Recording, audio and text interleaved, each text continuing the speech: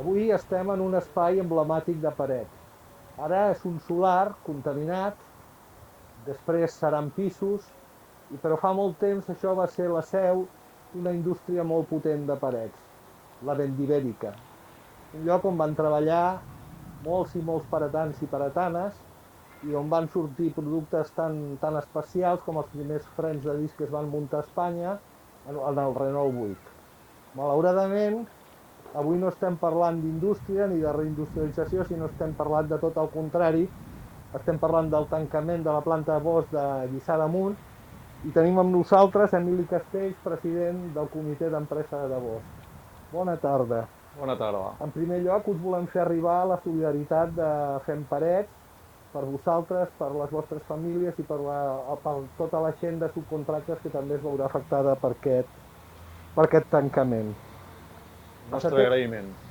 A setembre del 2020, Bosch anuncia el tancament de Castellet i la Gornal, ara ha anunciat el tancament de Lliçà d'Amunt, que és la successora de l'automoció de Parets i de la Vendibèrica, i ens pots explicar en quin punt ara esteu de la negociació? Esteu ja tramitant l'ERE? En quin moment estem ara? Bé, estem a l'inici del procés oficial.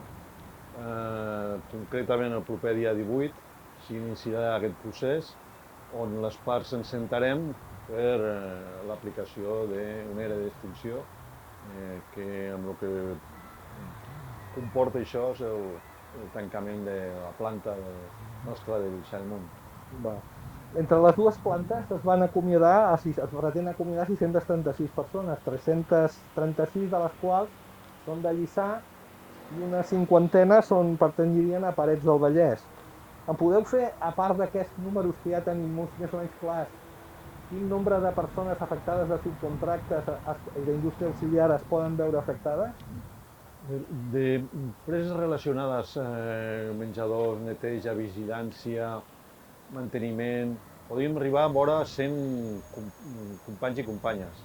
Després hi ha empreses proveïdores nostres, subcontratades o proveïdores, que també estem, és a dir, en total podríem parlar de més de 150 treballadors afectades, que d'alguna manera de retruc també els afectarà.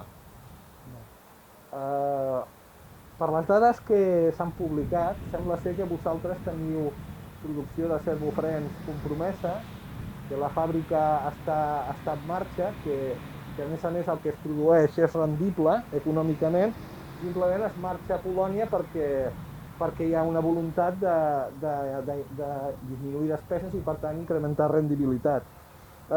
Com ho viviu això? És a dir, veient que teniu producte, veieu que teniu comandes, veieu que teniu una possibilitat de futur que simplement el mercat és el mercat i s'ha de tancar. Com es viu això en aquest moment? Ho veiem amb angoixa, una angoixa constant i permanent que fa molt difícil el conviure dia a dia. I això amb les relacions i tot es nota, no?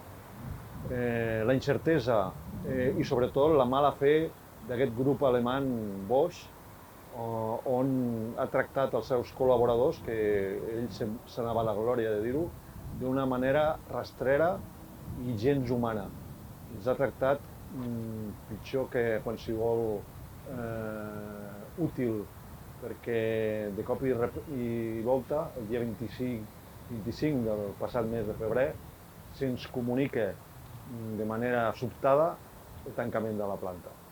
Això és un xoc que encara a dia d'avui estem molts de nosaltres despertant i que pensem que no pot ser veritat. En aquests casos, perquè malauradament s'han produït molts, se sol parlar d'obsolescència, de producte que ja no està al dia i tal.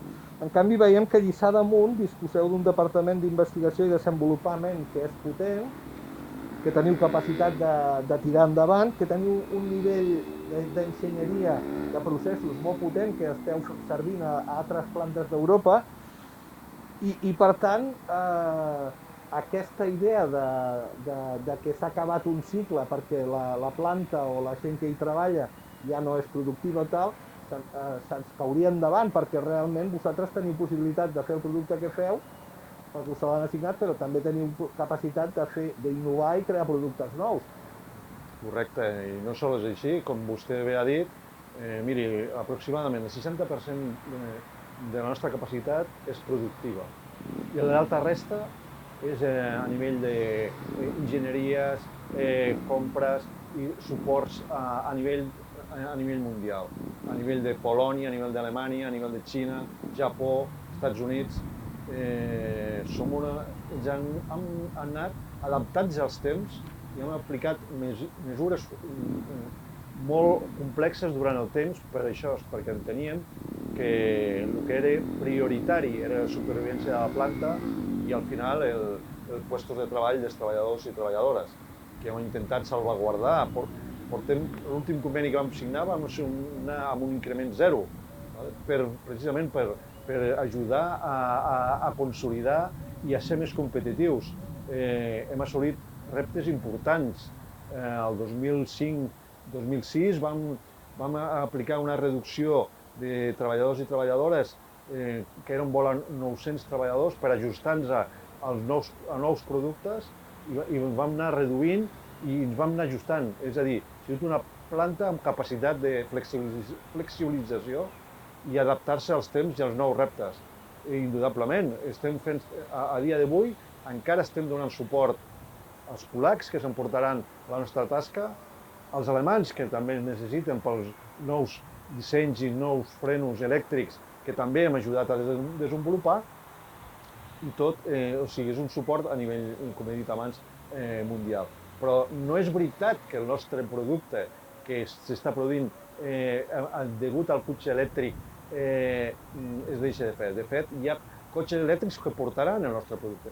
És pura i plenament una deslocalització per millorar les rentabilitats. Òbviament, nosaltres no podem comparar a nivell de salari amb els salaris polacs, però això li passarà dintre d'X temps als polacs. Però la mala fe d'aquesta companyia no és això. Nosaltres, al grup, hi ha feina. Fàbrica a Madrid té més de 175 eventuals i ara el Juez més de 75, amb la qual ja vam demanar poder portar els sensors d'aparcament que vostès ara s'estan posant a tots els cotxes, poder-los fer nosaltres. I sap on els estan fent també? Doncs a Polònia. El freno elèctric, que nosaltres també havíem demanat per fer-ho, sap on l'estan fent? També a Polònia. Una decisió clara de deslocalització i centrar tota la producció de booster, de servofrens, a nivell d'Europa a la planta polaca de Wrocław.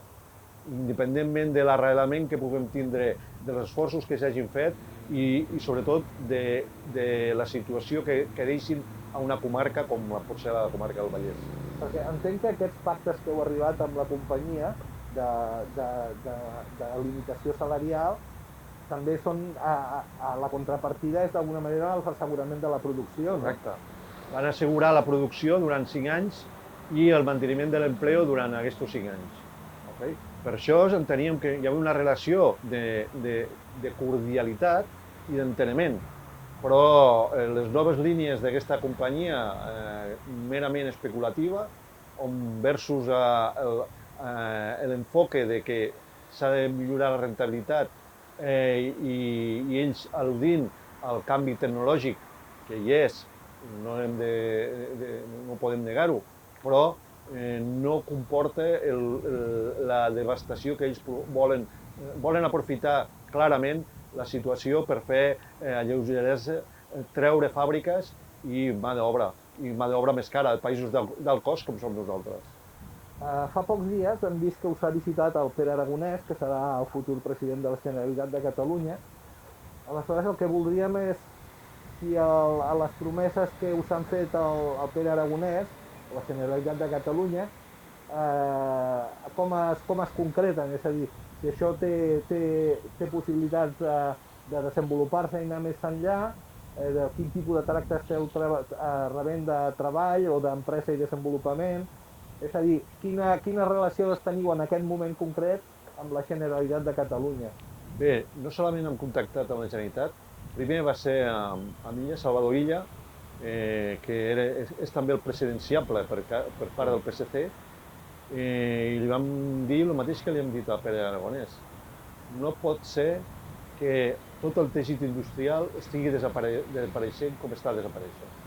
I la classe industrial, i la classe, perdó, política estigui mirant cap a un altre costat.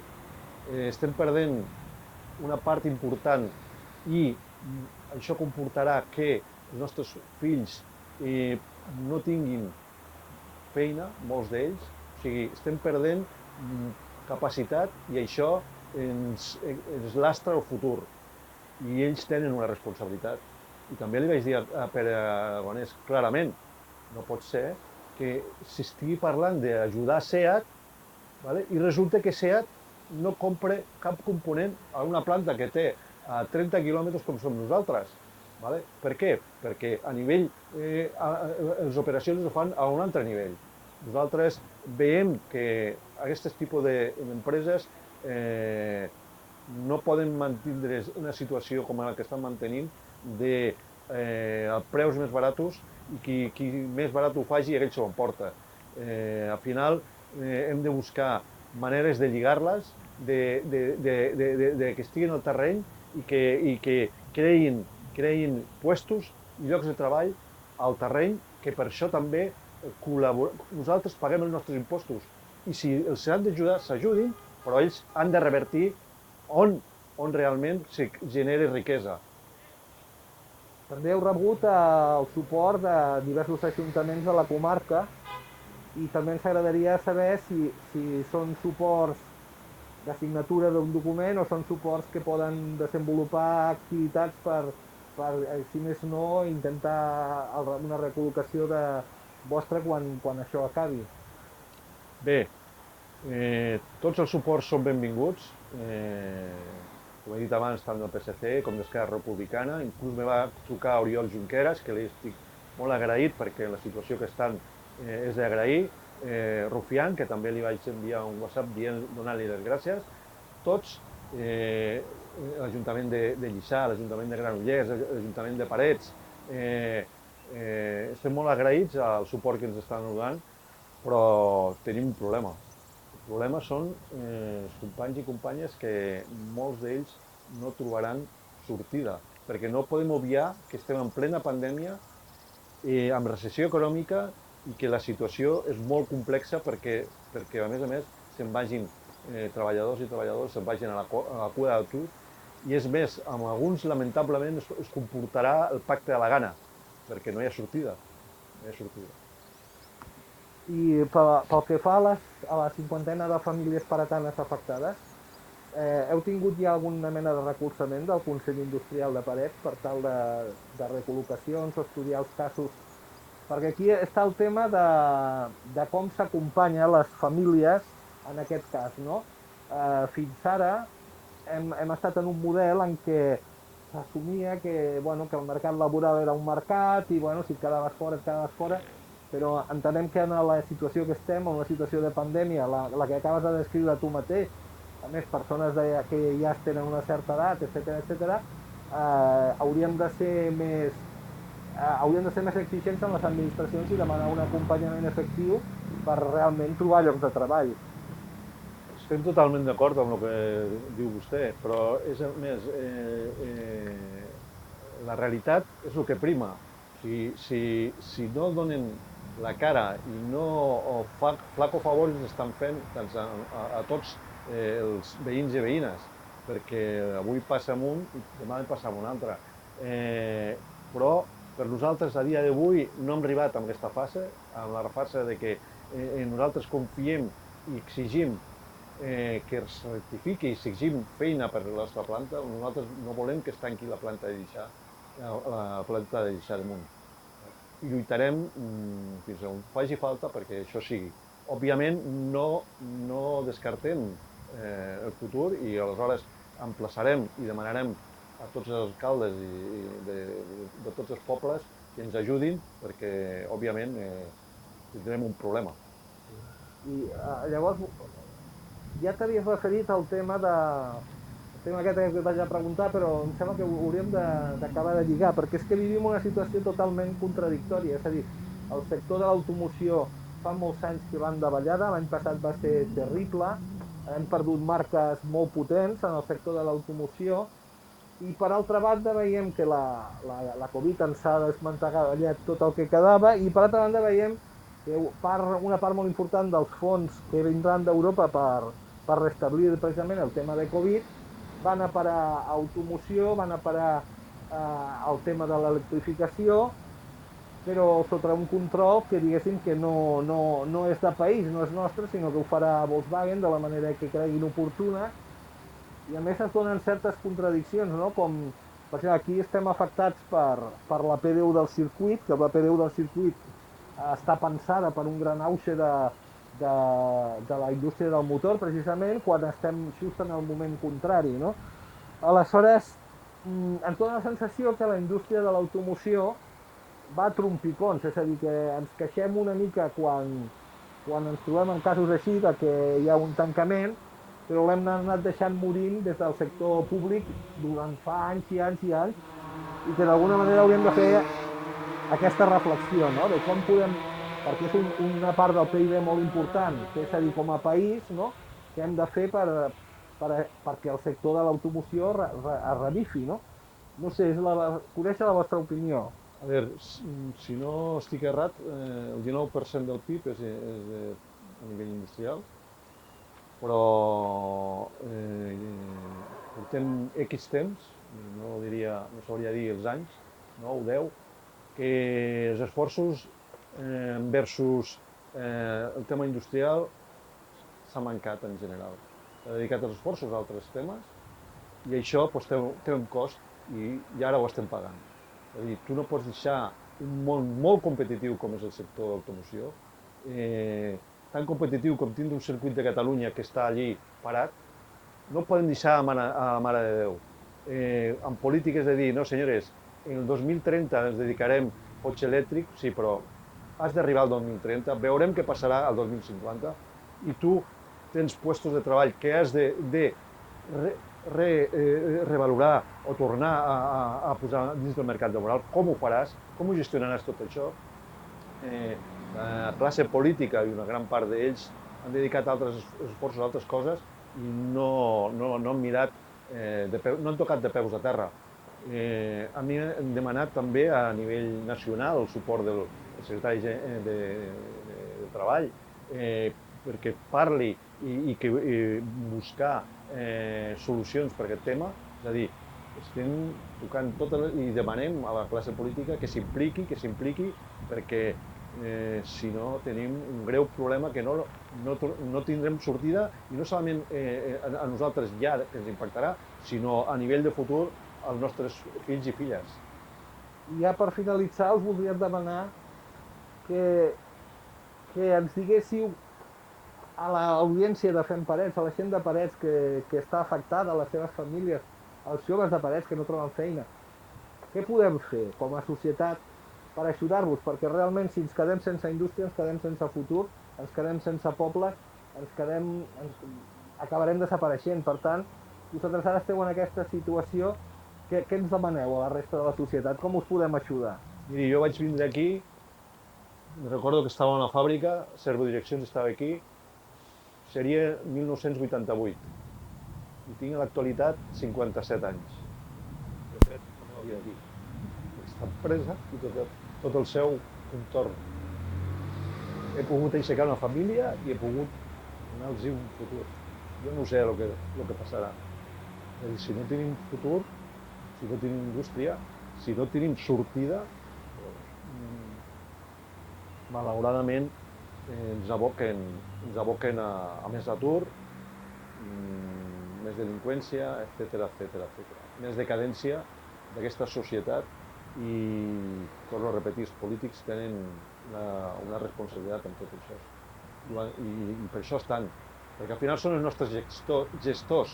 Nosaltres paguem els impostos perquè ells gestionin i facin les coses, com òbviament tots es poden equivocar, però s'han de fer perquè els ciutadans i ciutadanes puguem tindre un futur millor. I a l'actualitat doncs, això va en contra de tot això. Doncs moltíssimes gràcies, molta força, endavant i ja sabeu que teniu el nostre recolzament. Gràcies, molt amable.